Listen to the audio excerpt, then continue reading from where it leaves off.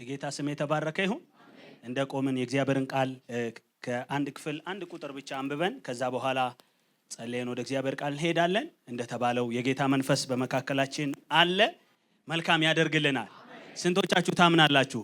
እንደመጣው አልመለስም የሚል ልጆችን ልይስቲ በእነዚህ ልጆች ለእግዚአብሔር ክብር አምጡ። በደንብ አጨብጭቡ። ሃሌሉያ። በእነዚህ ባለፉት ቀናቶች ከዚህ በፊት ይሄን ቃል አንብቤዋለሁ። በጣም ብዙ ትምህርቶችን ስብከቶችን እየተዘጋጀው ግን እንደ እብድ መንገድ ላይ በጣም ጌታ ይሄን ቃል ካነበብኩት ከተሰጠኝ በኋላ ምዘምርበት ማለቅስበት ደግሞ ምደሰትበት ቃል ነውና እግዚአብሔር በልዩ ሁኔታ ልቤን ስለነካ እሱን በልብ ያለው ለማካፈል ነው በፊታችሁ ያለው ሮሜ ምዕራፍ 8 ላይ እግዚአብሔር ተናግሮ ይመጥቻለሁ። እኔ ደግሞ ስመጣ እግዚአብሔር እንደዚህ አይነት ራይ አሳይቶኛል። እንዲህ ጭምድድ ያለ ሰው ዛሬ ተፈቶ ይሄዳል። ተጨማትሮ የመጣ ክፉ ሰይጣን ሁኔታ ያጨማደደውን እግዚአብሔር ዛሬ ይፈታዋል። አንድ የተስማማ ከዚህ በላይ ጮህ አሜን ይበላ። ምዕራፍ 8 ቁጥር 1 ላይ ዛሬ አንድም ብቻ ነው። ምዕራፍ 8 ቁጥር 1 ላይ እንደዚህ ይላል፣ እንግዲህ በክርስቶስ ኢየሱስ ላሉ አሁን ደገሙትና እንግዲህ በክርስቶስ ኢየሱስ ላሉ እንጨምር። እንግዲህ በክርስቶስ ኢየሱስ ላሉ አሁን እግዚአብሔር የተባረከ ይሁን። በፊታችሁ ስለቆምኩ በጣም ደስ ብሎኛል። እግዚአብሔርን በጣም አመሰግናለሁ። በጣም የምትወዱት እና የእናንተ የሆነ ጉባኤ ማገልገል በጣም ትልቅ ክብር ነው አይደል? ብዙ ቦታ ታገለግላላችሁ፣ ግን የእናንተ የሚወዳችሁ ደግሞ የምትወዱት ጉባኤ ላይ ማገልገል በጣም ትልቅ ክብር ነው። ዛሬ ማካፍላችሁ ሐሳብ ስለ መፈታት ነው፣ ስለ ማመስገን ነው። ኢየሱስ ጌታ ነው እና ኩነኔ የለባችሁ እና በጣም ደስ ብሏችሁ ከጎናችሁ ያለውን ሰው ንኩትና ኩነኔ የለብህም በሉት። በደም በሉ፣ ኩነኔ የለብህም በሉት። ባይዘዌ ክርስትና ከገባችሁ አንዱ የሚገባችሁ ቃል ይሄ ነው። ክርስትና ካልገባችሁ ደግሞ ያልገባችሁ እውነት ይሄ ቃል ነው። የምሬ ነው የምላችሁ። የክርስትና አንዱ መገለጥ የትኛው ነው ካላችሁኝ ሮሜ ምዕራፍ 8 ቁጥር 1 ላይ ነው። ሲጀምር እንግዲህ በክርስቶስ ኢየሱስ ላሉ አሁን ኩነኔ የለባቸው። ይሄንን ብዙ ጊዜ እንሰበክ ብንል በጣም እንሰበከው ነው እና ይሄ እንግዲህ የሚለው ቃል ወይም ኪንግደም ቨርሽን ስታጠኑ there is therefore ሚል ቃል አለ። አያያዥ ነው እንግዲህ፣ ስለዚህ፣ በዚህ ምክንያት እና ይሄ የፍርድ ቤት አይነት ቃል ነው። የፍርድ ቤት አይነት ቃል ማለት ዛሬ እንድሰሙኝ የምፈልገው በዛ መንፈስ ስለሆነ ራሱ ዛሬ አንዱ ማካፈለው ሐሳብ ኩነኔ የለባችሁም በሚል አሜን። እና ኩነኔ የሚለው ቃል ፍርድ፣ ቅጣት፣ መቅሰፍት፣ መገዛት፣ ዕዳ ብዙ ነገር ነው። ወይም ደግሞ አንድ ቃል ሲተረጉመው በፍርድ ቤት ውስጥ ወንጀል ኖሮበት ቁጭ ያለ ሰው ምን ብሎ ነው የሚያስበው? ሊፈረድ ሊመታ ያለበት እንትን ተብሎ ተመስክሮ መጨረሻ ላይ እየተጠባበቀ እያለ ልክ ፍርዱ ሲነበብ መጨረሻ ላይ ዳኛው ምን ይላል? እንግዲህ ይላል እስካሁን በተነበበው መሰረት በዚህ መሰረት ምን ይሄን ወንጀል ስለሰራ ይሄ ተፈርዶበታል አይደል የሚጠብቀው። ይሄ እዚህ ቃል ላይ ግን እንደዚህ ነው እንግዲህ ይላል። ሃሌሉያ። በክርስቶስ ኢየሱስ የሆናችሁ ከዚህ በኋላ ፍርድ የለባችሁም፣ ቅጣት የለባችሁም። በኢየሱስም ነፃ ናችሁ። ዛሬ ይሄን ላውጅ መጥቻለሁ። በጌታ በኢየሱስም ፍርድ የለባችሁም፣ ዕዳ የለባችሁም፣ ኩነኔ የለባችሁም። ጩና ኩነኔ የለብኝ በላ። ሻላካራባዲያ እግዚአብሔር ይሰማሃል። አባባ ስትል ይሰማሃል። እግዚአብሔር ይቀርባል። ሰማይና ምድርን ያስታረቀ አንድ ቃል ነው። ይሄም እግዚአብሔር በክርስቶስ በሰራው ኩነኔ የለባችሁ። ሃሌሉያ። እንግዲህ በክርስቶስ ስለሆነ ነገር በጣም መስበክ እወዳለሁ እና ለምን ሰው ቅድም እንደተባለው ማምለክ ማይከብደው መዘመር የሆነውን መሆን ማይከብደው የተደረገለት ነገር ሲገባው። ያቺ ሴት እዚህ ላችኋል ከያዕቆብ ትበልጣለች ስትለው ሲበልጥባት፣ ነብይ ስትል ሲበልጥባት፣ መሲህ ስትል መሲሁ ጋር ሲደርስ መቆም አቃታት። ብራዘር የወንጌል ስርጭት ስልጠና አልተሰጣት። የሆነ ነገር መጣ። ለካ መሲሁ ነው። ኢየሱስ ማን እንደሆነ ሲገባት እየሮጠች ሄደች። ዛሬ እንደዚህ የሚሆን ሰው አለ። ወንጌል ለመስበክ፣ ለመዘመር፣ ለማገልገል ትፈታላችሁ። ኩነኔው ተወግዷል። ኢየሱስ ጌታ ነው። ጥቂት ስለ ኩነኔ የለባችሁም በሚል አይዘው ይሄን እውነት ቸኛ ምን ሰብከው ጴንጤዎችን ይወላ ቡዲዝም ታኦይዝም፣ ሽንቶይዝም፣ ኮንፊሽያኒዝም ዝም የሚል ብቻ ፍቅር ሲዝም ምናምን ፍቅር ሲዝም ሄዳችሁ ጠይቁ። የትኛውም ሃይማኖት የማያወራው ነገር ምን እንደሆነ ታውቃለህ? ኩነኔ የለብህም። በጴንጤ ብቻ ነው። እንኳን በጌታ ሆነ፣ እንኳን እዚህ ቤት ተቀመጥን፣ እንኳን ኢየሱስ ሆንን። እዚህ ቤት ብቻ የሚሰበክ አንድ ስብከት ርዕሳል፣ እዚህ ቤት ብቻ የሚወራ አንድ እውነታል። ኩነኔ የለባችሁ። በጣም ብዙ ሃይማኖት አባቶች የመጨረሻ ላይ ተጠይቀው ትልልቅ ሃይማኖት አባቶች ነው ምላችሁ መጽሐፍ የጻፉ በጣም ብዙ ሰው ፎሎ የሚያረጋቸው ልደታቸው የሚያከብር ምናምን ሰዎች በመጨረሻ ከሞት በኋላ የት ትሄዳለህ ሲባል እሱን ፈጣሪ ነው የሚያውቀው። ብራዘር እዚህ ብቻ ነው እርግጠኛ። እዚህ ቁጭ ብሎ ሰማይ ቤት እንዳለው ሃሌሉያ። እርግጥ ከሞት በኋላ የት ይሄድ ይሆን የማይል የት እንደሚሄድ ጦጣ ሆናለሁ አይጥ ሆናለሁ ብሎ የማያስብ ሃሌሉያ።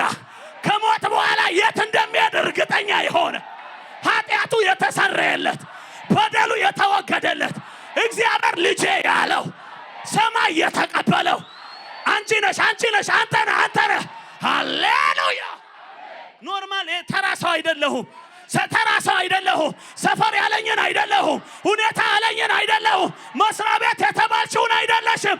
እግዚአብሔር ቃል እንዳለሽ እንደዛው ነሽ። ሃሌሉያ። ያላ ጥቂት ልበላችሁ ከመጽሐፍ ቅዱስ ውጪ ራሱ በጣም ብዙ አባቶችን ታሪክ ስታጠኑ በተለይ ሪፎርመርስ የሚባሉ እነ ማርቲን ሉተር ምናምን የሚባሉ እነ ኦገስቲን ምናምን የሚባሉ አሉ፣ ካልቪን በጣም ብዙ። እኔ ባዮግራፊ ማጥናት እወዳለሁ።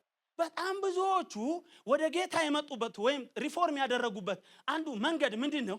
በካቶሊክ በተለያየ እምነት ውስጥ ሆነው ቄስ ሆነው ቃሉን እየሰበኩ ውስጣቸው አንድ ጩኸት ይጮሃል። ይህም ጩኸት ምንድነው? እግዚአብሔርን እንዴት አስደስተዋለሁ በእግዚአብሔር። ይኸውላችሁ አሁን ኩነኔ የለባችሁም እምላችሁ በምድር ፍርድ ቤት አይደለም፣ በሰዎች ፊት አይደለም። ምናልባት በሰዎች ፊትማ ኩነኔ የሌለው ሰው ሆነ ልትገኝ ትችላለህ።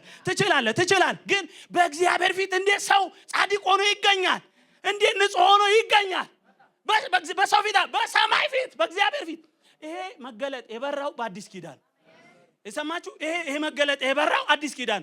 ብሉይ ኪዳን ላይ ይሄ ብርሃን አልበራላቸውም። በጣም ብዙዎቹ ጨንቋቸው ነበረ። ከዚህ መካከል ኢዮብ ላይ ሄዳችሁ ይሄ ማንበብ ትችላላችሁ። ኢዮብ ምዕራፍ 25 ቁጥር 4 ላይ አንድ የሚገርም ቃል አለ። ያም ምን ይላል መሰላችሁ? ከሴት ከተወለዱት መካከል በእግዚአብሔር ፊት ንጹህ ወይም ጻድቅ ሆኖ የሚገኝ ይኖራልን ብሎ ጠየቀ። የመክብብ ጸሐፊ የለም አላ አያየና ጠቢቡ ሰለሞን በእግዚአብሔር ፊት አለ ያለ ኃጢአት በጽድቅ ኧረ አይቻልም አለ። የአባቶቻችን እያዩ ሲያዩ የእግዚአብሔርን ነገር ሲያዩ ቅዱስናው በፍጹም አይቻልም አሉ። አዲስ ኪዳን ግን ሲመጣ አንዱን ተናገረ። ኩነኔ፣ ክስ፣ ፍርድ፣ ዕዳ በማን ፊት? በእግዚአብሔር ፊት ነፃ ናችሁ። አሁን ደገፍ ብላችሁ እንድሰሙ ይፈልጋለሁ። ቀና ብላችሁ ሃሌሉያ። ያጨማደደ እየከሰሰ ያለ አሁን በዚህ ሰዓት እዚህ እግዚአብሔር ቤት ሆነ እግዚአብሔር አይኑ ባንተ ላይ ነው። እግዚአብሔር ጸሎትን ይሰማ። እግዚአብሔር አባት ሆኖሃል። ያንተን ጽድቅ እንዳትቆጥር፣ ያንተ ችሎታ እንዳትቆጥር፣ የጸሎት ህይወትን እንዳትቆጥር እግዚአብሔር በክርስቶስ ተቀብሎሃል። ሃሌሉያ።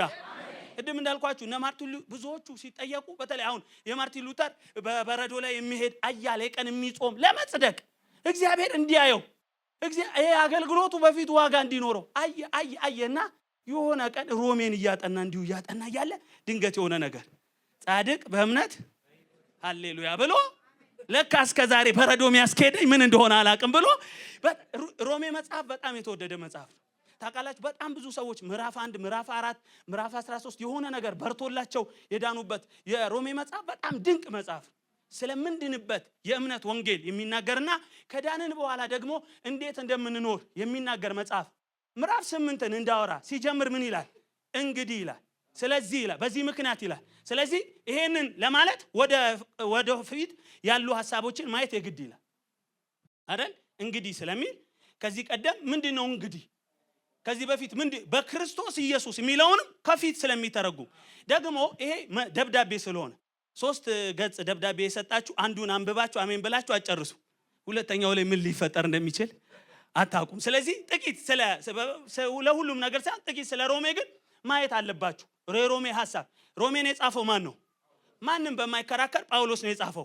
ግን የጻፈላቸው ሰዎች በአይንም አይቶ አያውቅም፣ ቤተክርስቲያኗንም አልተከላትም።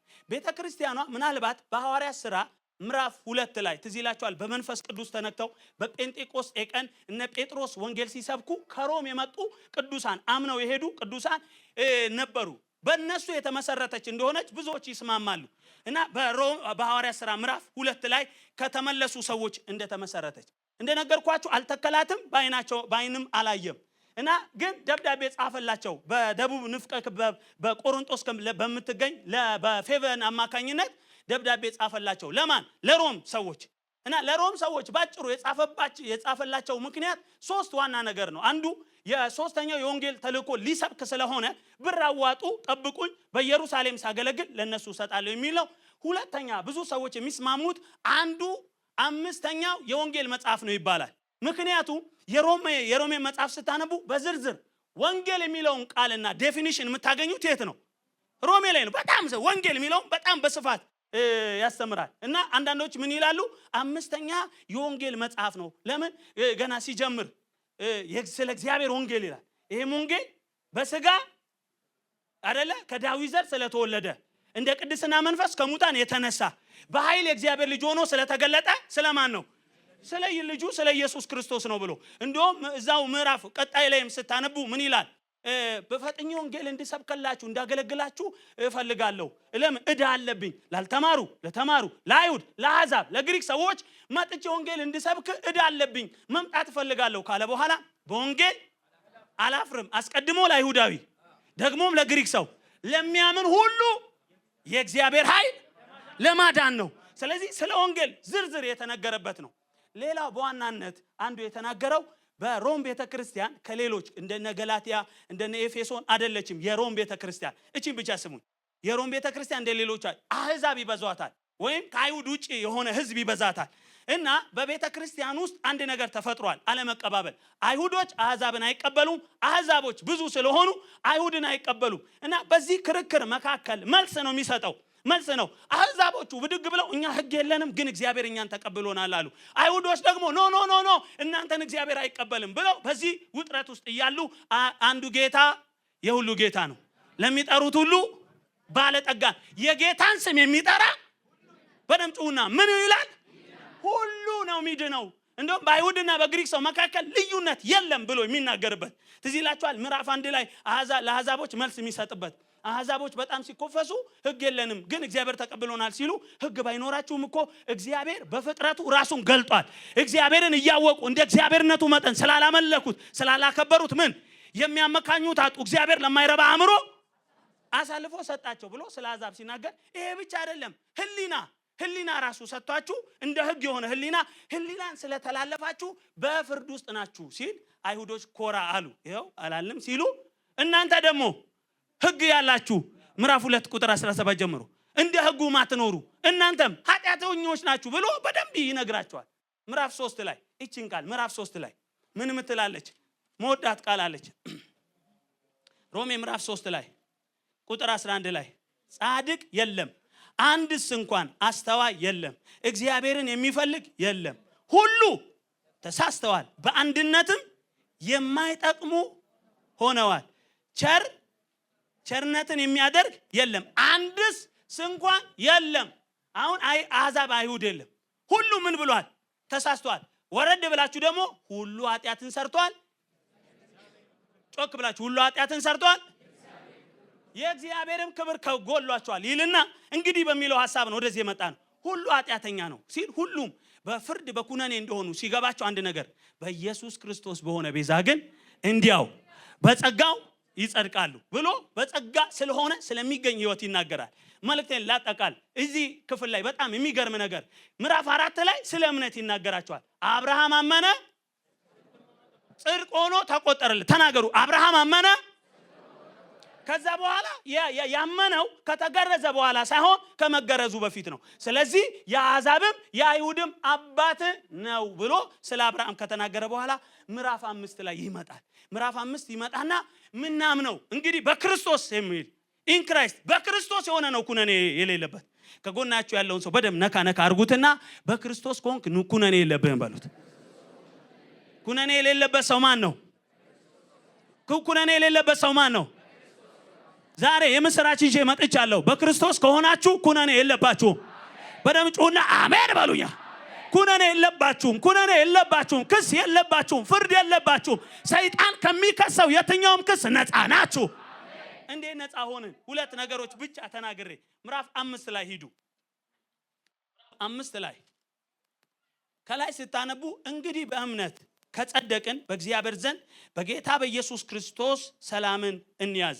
ወርደን 6 ላይ ገና ደካሞች ሳለን ክርስቶስ ዘመኑ ሲደርስ ስለ ኃጢአተኞች ሞቷልና ስለ ጻድቅ የሚሞት በጭንቅ ይገኛልና ስለ ቸር ሰው ግን ሊሞት እንኳን የሚደፍር ምናልባት ይገኝ ይሆናል። ከዛስ ነገር ግን ገና ኃጢአተኞች ሳላችሁ ክርስቶስ ስለኛ ሞቷልና እግዚአብሔር ለኛ ያለውን የራሱን ፍቅር ያስረዳል። ሃሌሉያ። ይልቁንም እንግዲህ አሁን በደሙ ከጸደቅን በሱ ከቁጣው እንድናለን። ጠላቶች ሳለ ሃሌሉያ ከእግዚአብሔር ጋር በልጁ ሞት ከታረቅን ይልቁንም ከታረቅን በኋላ በሕይወቱ እንድናለን ብሎ ይህ ስለ አንድ ድፍረት ያወራል። አንዱ ዛሬ ማወራችሁ የጸደቃችሁት በምንድን ነው? ኩነኔ የሌለው በምንድን ነው? ዕዳ የሌለባችሁ በምንድን ነው? እግዚአብሔር በቀላሉ አይ ትቼልሃለሁ ብሎ አይደለም አይደለ? ትቼዋለሁ ብሎ አይደለም። ዋጋ አስከፍሎታል። አብን ዋጋ አስከፍሎታል። እግዚአብሔር ዋጋ ከፍሎበታል። አሁን ባነበብኩላችሁ ክፍል የተከፈለውን ዋጋ ይናገራል አይደል? አሁን ባነበብኩላችሁ ይሄ ዋጋ ደግሞ በጣም ትልቅ ዋጋ ነው። ጳውሎስ ዞር ብለው ወደ መስቀሉ እንዲመለከቱ ነው ያደረገው። አይውላችሁ እኔ በጣም ሁሉ ጊዜ ሚነካኝ ነገር መስቀል አይደለ? ወንጌል እየሰበክን አንዱ መስበክ ማንችለው ነገር ምንድነው? መስቀል ነው። ለምን? እግዚአብሔር በክርስቶስ ኢየሱስ ያደረገው ትልቅ ነገር ገና ደካሞች ሳለን ገና ኃጢአተኞች ሳለን ራሱ ታሪካችን እንደዚህ ምናምንቴዎች ነበርን። ከእግዚአብሔር ጋር ተጣልተን ነበረ። አሁን ግን ታሪክ ተቀይሯል። ማን የተስማማው አሜን የሚለው? አሁን ታሪክ ተቀይሯል። ምን መጣ? በመሃል ጣልቃ የገባ አንድ ነገር አለ። መስቀል ባይዘዌ መስቀል ክብር አይደለም። ምን ጮለት ነገር አይደለም። ከዚህ በፊት ብያችኋለሁ። ከኢየሱስ በፊትም በኋላም ብዙ ሰዎች ሞተዋል። ብዙ ሰዎች ተሰቅለዋል። ግን አንድ መስቀል ልዩ ነው። አንድ መስቀል ልዩ ነው። ሰውንና እግዚአብሔርን ያስታረቀ፣ እግዚአብሔር ወደ ምድር እንዲመለከት ያደረገ፣ እግዚአብሔር እንዲሰማን ያደረገ፣ ታሪካችንን ደካማ የነበርነው ኃጢአተኛ የነበርነው ሙት የነበርነውን እኛን የቀየረ አንድ አለ። እሱ በመስቀል ላይ። ስለዚህ ልዩ ነገራችን መስቀሉ ሳይሆን መስቀሉ ላይ የሞተው። እኔ ስለ መስቀል ሳስብ ከዚህ በፊት ፓስተሬ በጣም ብዙ ጊዜ ተናግሮታል። ግን ሁሌ የሚገርመኝ አንድ ሰው አለ። ታውቃላችሁ ይሄ የሕማማቱ ሰሞን ስውር ደቀ መዛሙርት የሚባሉ አሉ አይደለ? በተለይ 3ቱ በጣም ይነገራሉ። ከዛ መካከል አንዱ መስቀል ላይ ጌታን ተቀብሎ ያለምንም ክርክር የቤተ ክርስቲያን አባልነት ሳይጠበቅበት ሰተት ብሎ መንግስተ ሰማይ የገባው ባይዘው እሱም ደቀ መዝሙር ነው። ግን ከነ ጴጥሮስ የተሻለ መገለጥ ነው ያለው። ይኸውላችሁ በደቀ መዛሙርት መካከል ልዩነት የሚፈጥረው መገለጥ ነው። ሰማችሁኝ ወይ? ኢየሱስ ገብቶሃል ወይ በሉት። ከጎናችሁ ያለው በርቶልሃል ወይ በሉት። ባይዘው ክርስትና ልዩ የሚያደርገው ምንድነው? መገለጥ ነው አይደለ? ከሌሎች ልዩ ያደረገን አንዳንዶች እኮ ይሄን ጥቁር መጽሐፍ ይሄን ባይብል ይዘዋታል። ግን ልዩ ያደረገን አንዳንዶች ተሸክመው ይዞራሉ። እኛ ግን እዚህ ውስጥ ያለው እውነት በርቶልኛል የሚል ጮህ አሜን ይበለያ። እኔ በጣም ይገርመኝ ትዝ ይላችኋል መስቀል ላይ በአጋፍተው ብቻ የመጨረሻ ሉቃስ ምዕራፍ 23 ላይ በግራና በቀኝ የተሰቀሉት እንደውም ስማቸውን ሁሉ ፓስተር ተነግሮናል። እኔ ይመስለኛል ይሄ ክፉ ሰው በግራ ያለ ግራ ነው። በግራ ያለው ምን ብሎ ጠየቀ? አንተ ክርስቶስ ከሆንክ አለ ራስህንም አድን እኛንም አድናል። እኔ ያ ሰው የገባው ነገር ብራዝ ይሄ ጴጥሮስ አልገባው። የምር ይሄ መረዳት ጴጥሮስ አልገባው። ብዙ ደቀ መዛሙርቶች ትተው እኮ ሄደዋል። ምን ብለው ተስፋ አድርገነው ነበር። ይሄ በቃልም በተግባርም ብርቱ የሆነ ሰው ተስፋ አድርገነው መጨረሻ ምን አለ? ሞተ። ብራዘር አብሮ ሲፈወስ ያየ፣ ሽባ ሲተረተር ያየ፣ እውር ሲበራ፣ የሞተ ሲነሳ ያየ ሁሉ ተበትኗል። እንደነ ጴጥሮስ አይነትማ አላቆም ብሎ ክዷል። እና ባለፈው እንደውም ናቲ እዚህ ሲናገር የመካዱ ደግሞ አካካድ በጣም ጥልቅና ከባድ ነው። ለምን የካደው በገረድ ፊት ነው። ሴት ነች ራሱ በአይሁድ መካከል ለምስክርነት ሴቶች አይጠሩም ማለት ከሴቶች መካከል ደግሞ አገልጋይ አይጠራም። ለምን? ብዙ ጊዜ አገልጋይ ባሪያ ነው ማለት ማንም ሊጠይቀው በማይችል ሁኔታ ውስጥ ሆኖ ግን ካደ እንጃ ብሎ አላቆም ብሎ በዚህ ሁኔታ ግን አብሮ የተሰቀለው የገባው ነገር ሁሉ ይገርመኛል። ከዛስ ያ እንደዛ ሲናገር አንተ አለው በዚህ ፍርድ ውስጥ ሆነ እንዲህ ትናገራለህ አለው። እኔና አንተ ብንሰቀል ያምርብናል። ለምን ሲባል ኃጢአት በበደላችን ነው ይገባናል አለና ዞር ብሎ ምን አለ? ይህ ሰው ግን ንጹህ ሰው ነው። አይገርምም? የተሰቀለው ምን አይነት ሰው ነው? ተናገሩ። ምን አይነት ሰው ነው? ንጹህ ሰው ነው። ይሄ መገለጥ ብቻ ነው።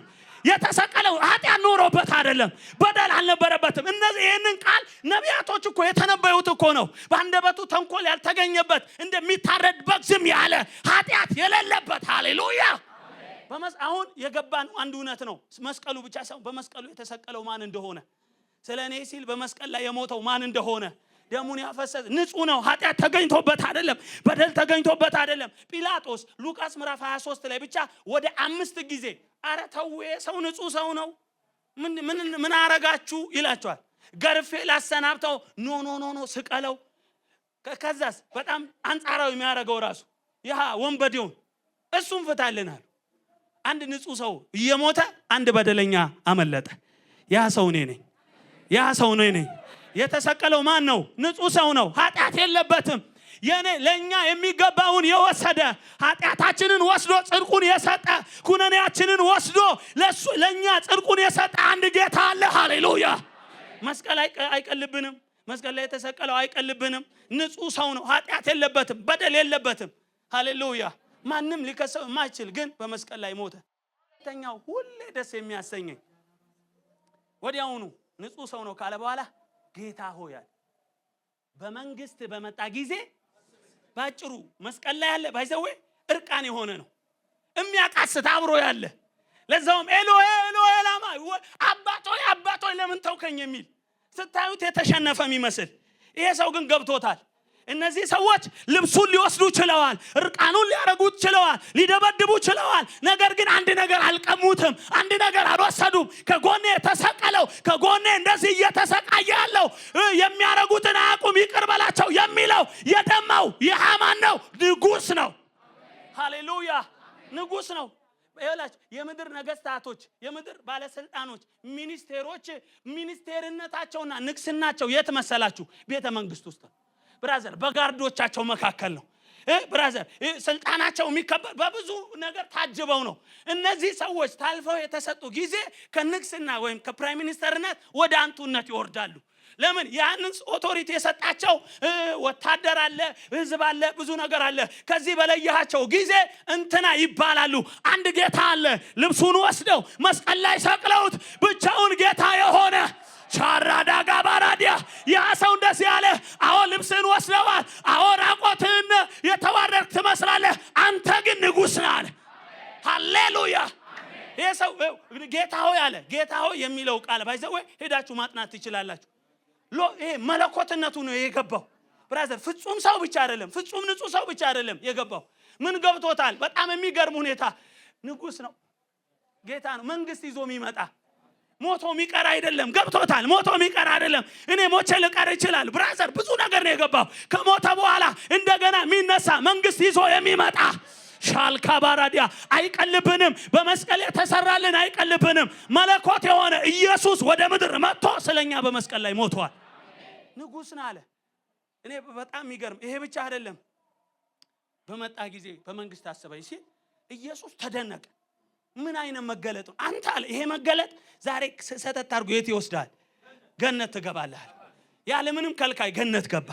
እኔ ዛሬ እያወራችሁ ነው። በዚህ ያላችሁ ሰዎች ይሄ እውነት የበራላችሁ በክርስቶስ አምናችሁ የዳናችሁ ሰዎች ኩነኔ የለባችሁ። መንገድ ላይ ገብርኤል አይዝም፣ ሚካኤል አይዝም፣ ማንም አይዝም። ቀና ብለህ ወደ እግዚአብሔር መንግስት የምትገባበት ድፍረት አለ። ፍርድ ተከልሏል። ፍርድ ከላይ ላይ ተነስቷል። ዕዳ ከላይ ላይ ተነስቷል። ጩና እስቲ ነፃ ሰው ነኝ በለኝ። በሉ ነፃ ሰው ነኝ። ዕዳዬ ተሽሯል። በሉ ዕዳዬ ተሽሯል። ኃጢአቴ ተወግዷል። ኢየሱስ ጌታ ነው። አጨብጭቡና ክብር አምጡ። ሃሌሉያ። ባይዘው እዳ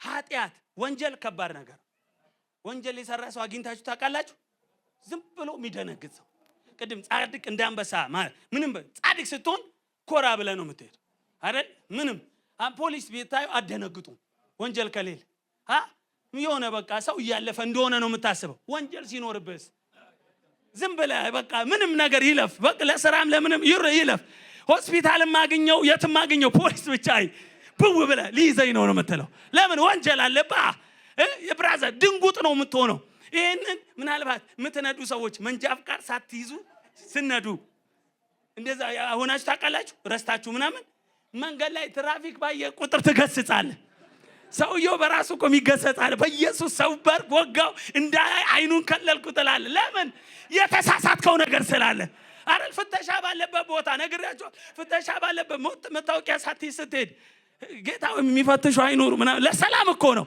ለምን አንተ ጋር ክፍተት አለ ባይዘው አሁን ግን በእግዚአብሔር ቤት ስትሆን ለማገልገል ስትመጣ ስትዘምር ስትጸልይ ምን የለብህ ተናገር ምን ይሆን የለብህ ተከፍሏል የትላንትናው ተከፍሏል የዛሬው ተከፍሏል የነገው ተከፍሏል ዛሬ ልላችሁ የመጣሁት ምንድነው ስለ ኃጢአት ተከፍሏል ስለ በደል ተከፍሏል ስለ ነውር ተከፍሏል አንተ ነፃ ሰው ነህ ጩና እስቲ እኔ ነፃ ሰው ነኝ በሉ ይሄን ምሳሌ ከዚህ በፊት ብያችኋለሁ በጣም የምወደው ምሳሌ አንድ እግዚአብሔር ሰው ሲናገር የሰማሁት ምንድነው በአንድ አካባቢ ላይ አንድ ሰው በጣም ኃይለኛ ወንጀለኛ ሰው ገደለ ሰረፈ ሰረቀ ብዙ ነገር አረገ ከዛ ይዘው ሊያስሩት ሲል አምልጦ ሌላ ሰፈር ገባ ከዛ በገባበት ቦታ ተጸጸተ ያው እድሜም ያስተምረለ ተማረ በጣም ተቀየረ ጨዋ ሆነ አገባ ወለደ ጥሩ ሰው ሆነ ከዛ ከሆነ ጊዜ በኋላ እነዚህ ፖሊሶች ሰሙ ምን የሚል ያ ወንጀለኛ እኮ እንትን ሰፈር ነው ሚል እንትን አካባቢ ይኖራል ሚል ከዛ ፖሊሶቹ መጣው ወዲያው አያንቁትም መጣው ነው አይደለም የሚለው በአካባቢ ያጣራሉ ሲያጣሩ ሰፈር ላይ ሲሰሙ ስለሱ አቶ እንትና ኧረ መልካም ሰው ጨዋ ሽማግሌ የብዙዎች ወዳጅ በጣም ብለው ምስክርነት ሰሙ ሰውየው እሱ ነው ግን እሱ ነው ግን ጨዋ ነው ከዛ ብራዘር ሚስቱን ልጆቹን ሲጠይቅ ደግሞ ምን እንደሚሉ ሚስትየው የልጆች አባት በጊዜ የሚገባ ማይጠጥ በጣም ብዙ ነገር ተመሰክራል ብራዘር ልጆቹ ማይዳድ ብለው ሊመሰክሩ ይችላል ከዚህ ሁሉ ፖሊሶች ሰውየው ተለውጧል ብለው አይሄዱም ለምን ወንጀለኛ ነው ብዙ ነውር አለበት ምን የሚፈታው ምን በመሆን ነው በመታሰር ብቻ ነው ስለዚህ ቀፍድደው ይሄ ሁሉ መልካምነት እየሰራ ብሎ የትላንት ፋይል አለ ተብሎ ይወሰዳል ብራዘር አሁን እግዚአብሔር ቤት ቁጭ ስትል ኃጢአት ስላላደረክ አይደለም ኃጢአተኛ ስላልነበርክ አይደለም መጣና ኢየሱስ ከፈለው አሁን ቀና ብለ እንድትሄድ ጸድቃል እንድትባል ሃሌሉያ ኢየሱስ በመስቀል ከፈለው ተከፍሏል ስለ ኃጢአት ተከፍሏል ስለ በደል ተከፍሏል ቀና ብለ እንድትሄድ ተከፍሏል እግዚአብሔርን እንድትጣራ አባባ እንድትል ተከፍሏል ሰማይ እንዲሰማ ተከፍሏል አሁን በእግዚአብሔር ፊት ድፍረት አለ ሞገስ አለ ኢየሱስ እግዚአብሔር ይሰማሃል ከዚህ የሚበልጥ በረከት ምን አለ ምን ተብሏል ተከፍሏል መስቀሉ አይቀልብንም ኩነኔ ጮክ ብላችሁ እስቲ እኔ ኩነኔ የለብኝም በሉ ሰይጣን ይስማ በሉ ኩነኔ የለብኝም ባይዘው ሰይጣን የመጨረሻው ኃይሉ ምን እንደሆነ ታውቃላችሁ የሆነ ነገር አውርቷችሁ በኩነኔ እንድትሆኑ የሚኮነን ሰው መለመን አይችልም ፈውሰኝ ማለት አይችልም ባርከኝ አይታችኋል አንዳንድ ክስ ያለባቸው ሰዎች እግዚአብሔር የሚሰማቸው አይመስልም በተለይ አንዳንድ ሰው በጣም የኩነኔ ህይወት ይኖራል ዛሬ ግን ተሰብሮላችሁ ተወጣ በጣም ስትጾሙ ስትጸልዩ የሆነ ነገር ስበረቱ ስታገለግሉ እግዚአብሔር በሹክሹክታ የሚሰማችሁ ስትል ራሱ የሚሰማ የልብን የሚሰማ ይመስላል ትንሽ ህይወት ትንሽ ሲደክምስ ጌታ ሆይ በለ ራሱ ማትሰማ ይመስላል ብራዘር ጌታ በሹክሹክታም ስትጮ ደግሞም ጮዋ የሚሰማ ጻድቅ ስለሆንክ አይደለም እንደው በልዩ ሁኔታ ጥሩ ሰው ስለሆንክ አይደለም መስቀል ላይ ላንዴና ለመጨረሻ አንተ ሊቀበል የተከፈለ ዋጋ ስላለ ራሱ ዛሬ የሚያይ በክርስቶስ በኩል ነው ሃሌሉያ በኔ ጽድቅ አይደለም በኔ ጽድቃችን የመርገም ጨርቅ ነው በእግዚአብሔር ፊት የሚያቆመን አንዳች ነገር የለም ነገር ግን እግዚአብሔር በክርስቶስ ኢየሱስ በከፈለ ዋጋ ተቀብሎናል የምስራች ተቀብሎናል ምናመልከው ለዚህ ነው። ቅድም እንደተባለ ሰው ይሄ ሲገባው ለመጮህ ለማልቀስ በጣም ይኸውላችሁ በልጅነቴ ወራት በጣም ግራ የሚገባኝ ነገር ምንድነው? ስንስቅ ከቤተሰቦቼ ጋር ሄደን የሆነ ሰዓት ቀና ስል ማሚ እንባ በእንባ ትሆናል። ምን ተፈጥሮ ነው እላለሁ። ከዛ ትንሽ የታሪክ ህይወት እንዳወቅኩኝ ቸኮሌት በሚያስለቅሰኝ እድሜ የጌታ ፍቅር ያስለቅሰኝ ጀመር። ለካ እድሜ ሳይመርጥ የሆነ ነገር ሲገባ ማንም አልቅሱ ሳትባል አልቅስ ይላል። ዘምር ሳትባል ያዘምራል፣ ያዘልላል። ህይወትን በደስታ ይሞላል። አንድ ነገር ገብቶን ነው፣ አንድ ነገር በርቶልን ነው ዝም ብለን ገብተን የማንወጣው። ኖርማል የማያደርገን በቤቱ የተከፈለልን ገብቶናል፣ የተደረገልን ገብቶናል፣ የተሰጠን ገብቶናል።